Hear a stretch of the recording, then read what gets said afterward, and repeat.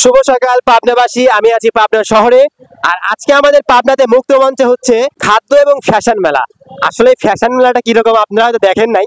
আজকে কিন্তু ভিডিওটা দুর্দান্ত হবে। ফার্স্ট টাইম আমি মুক্ত মঞ্চে আসলাম, আজকে মনে করলাম ফ্যাশন শো কিরকম হয় এইটার জন্য বিশেষ করে আজকে আসা। তো আপনাদেরকেও দেখায় আসেন খাদ্য এবং ফ্যাশন মেলায় কি কি আয়োজন করছে আমাদের পাবনাবাসী। সবাইকে জানাই আমার পক্ষ থেকে পাবনাবাসীকে অনেক অনেক ধন্যবাদ এরকম আয়োজন করার জন্য।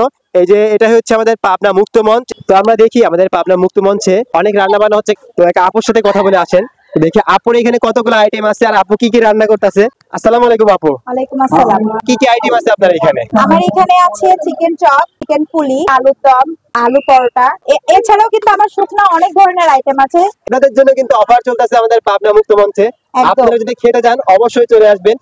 আপুর গরম চিকেন চপ খেতে পারবেন, আরো অনেক ধরনের খাবার খেতে পারবেন। আপু আপনার এখানে সব থেকে দামি খাবার কোনটা? আমার এখানে সব থেকে দামি খাবার হচ্ছে চিকেন মোমো, তাও হচ্ছে 80 টাকা। 5 পিস পড়বে 80 টাকা। আর সব থেকে কম দামি, মানে আমার ভিউরা যারা আসবে তারা আসলে সব থেকে কম দামি খাবার কোনটা মানে পাবে আপনার কাছে?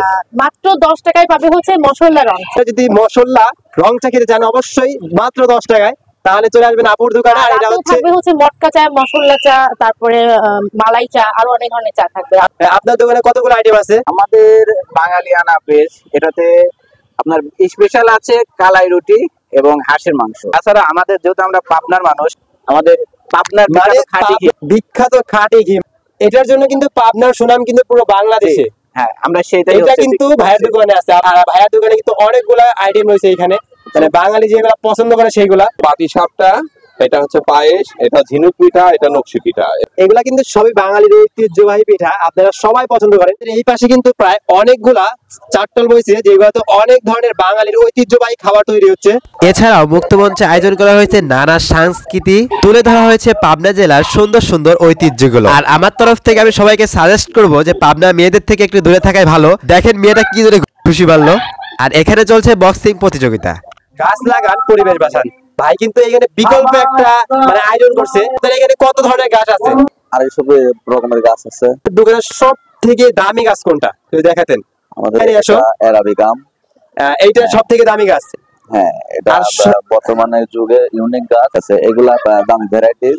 এখানে আছে জিজি প্লান, ইনডোর প্লান। এগুলা ফ্যাশন শোতে মেয়েদের জিনিস আছে নাকি ছেলেদেরও জিনিস আছে, সেটা আসুন দেখে আসি একটু। বিশেষ করে আমরা ছেলেরা এখন সব জায়গা থেকে বঞ্চিত হচ্ছি, কারণ এখানে সব জিনিসপত্র শুধু মেয়েদেরই। মেয়েদের সব জিনিসপাতি ছাড়া আমাদের ছেলেদের জন্য কিন্তু অনেক কিছু এখানে রয়েছে। বাইরে এখানে কতগুলো আইটেম আছে?